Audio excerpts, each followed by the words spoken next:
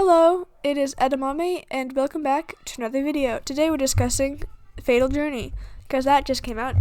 I'm sorry if you can hear the screaming children in the background, because they're noisy, and I don't want to record this at 5 in the morning, so we're recording this at 5 p.m. Wow. Fatal Journey, Untamed spin-off movie, came out the 26th. I'm not a good movie reviewer, so this is like basically just my thoughts on it. Not spoiler free, so go watch it first if you want to watch it. Or like just mute this video and turn on nice music and watch me draw. In the background, I'm just drawing Nye Brothers because I can, and Fatal Journey exists, and yeah. Anyway, let's get into it. The movie starts off with grave robbers, like any good movie should. If your movie doesn't start with grave robbers, it's a terrible movie. I'm sorry, it's just a fact.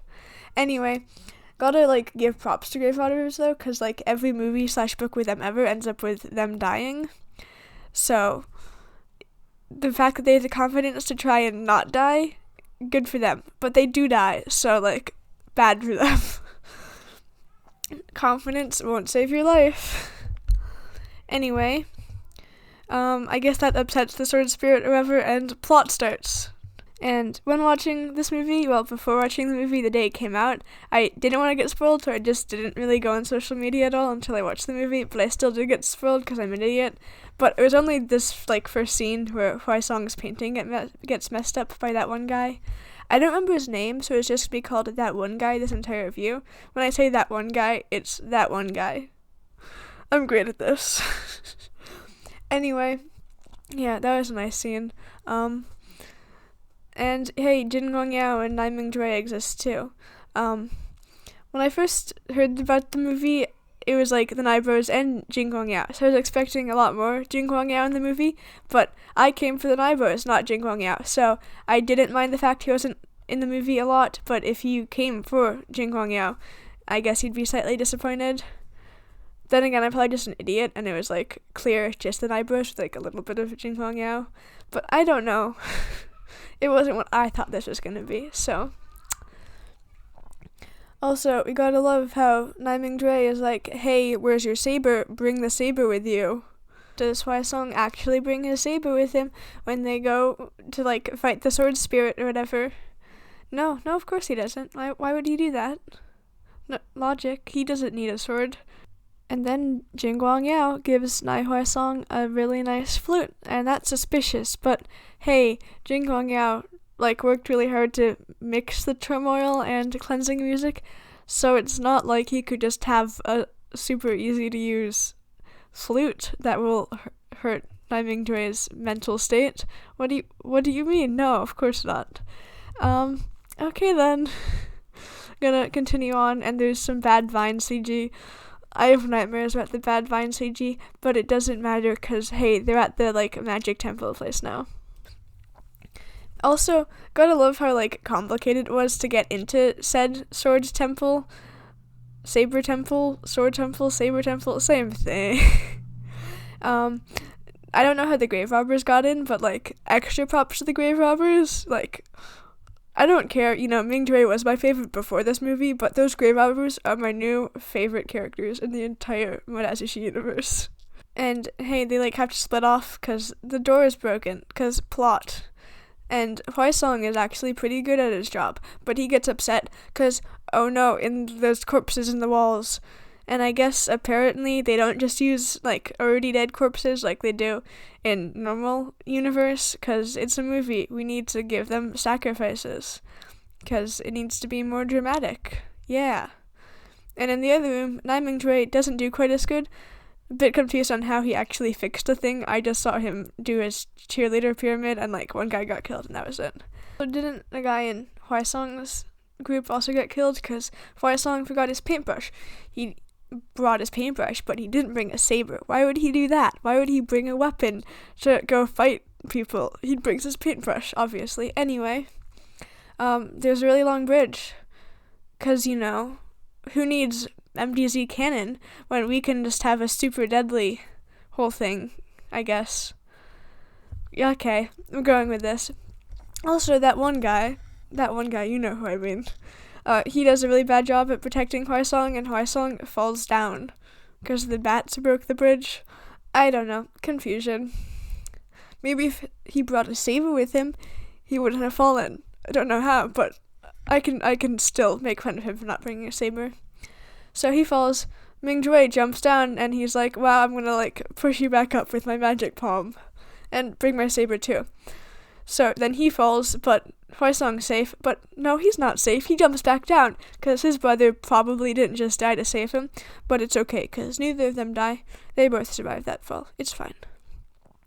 And they're like, wow, we're gonna die. But then Huaisong's like, haha, no, look, there's a way out. And they're like, okay. So they get out. And Ming-Jue is like, wow, my brother just saved me, so I've been so touched. I'm gonna not make all of you guys sacrifices to the sword spirit, because that definitely wasn't my plan. So go back. But they're all like, no, bro, we love you. We're not going back. So they're like, okay. And they go fight the sword spirit. Kind of bad CG, but you know, it's better than the Vine CG. Anyway, continuing on. They destroy the sword spirit eventually, after it possesses that one guy, but in the end, it works out okay. But then, it doesn't work out okay, because he's kind of going crazy, because that's what Nai people do. They go crazy and try and kill lots of people. And Huaisong tries to fix it, playing that nice flute that Jin Guangyao gave him. Did I talk about that? I didn't. I was suspicious the whole time. I knew it was coming. Anyway, who would have guessed? That really doesn't help, and hey, he kills extra people, but eventually he like regains consciousness and is like, oh man, who killed those? And Huaisong is like, it was the sword spirit. And at first I was upset. I was like, Huaisong, why you gotta lie to your brother? 'Cause that's gonna end up badly. But seeing how sad he was, how sad Ming-Jue was, thinking the sword spirit killed his friends, I wouldn't have been able to take it if, like, he knew he was the one who killed his friends. So thank you, Huaisong, for, like, saving both Ming-Jue's feelings and my feelings. And they've got, like, a bro moment, and also, I forgot to mention Ming-Jue with his hair down. Most beautiful thing I've ever seen. 11 out of 10. 23 out of 10. Out of 10. Exactly. Okay, it's great. I'll stop talking about his hair now. They've got like that scene from when they were kids, and except now they're adults.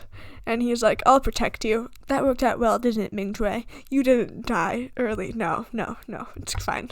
You protect him. And then Huaisong is like, okay, I'm at home now, and I'm sad because I'm a teenager and I'm sad. And magic book words, I didn't like that. I didn't like the fact it was magic book words. He could have just like had a flashback and that would have been fine, but no, it was magic book words. That's how I'm describing it. And he's like, wow, Jin Guangyao is evil. And then Jin Guangyao comes in and he's like, sup bro? And Huaisong does his like, I hate you bow. And that was nice, I guess. The fact that he figured it out there was like a nice touch at the end. Although, the more that I think about it, the more I dislike it, just because that means he knew Jin Guangyao was evil the whole time, but didn't stop him from killing his brother. It's kind of sus to me. But, you know, this is a spin-off movie, not canon. That's the end of the movie. Just like the whole Huaisong realizes Jin Guangyao was evil, because that means he didn't stop his brother from getting killed. I don't know, I think it's dumb. I'm not sure when Huaisong canonically realized his Jin Guangyao is evil, but I thought it was after his brother died, but you know, what do I know? I'm an idiot. It probably was then, for all I know. But it's not canon. It's a spin-off movie.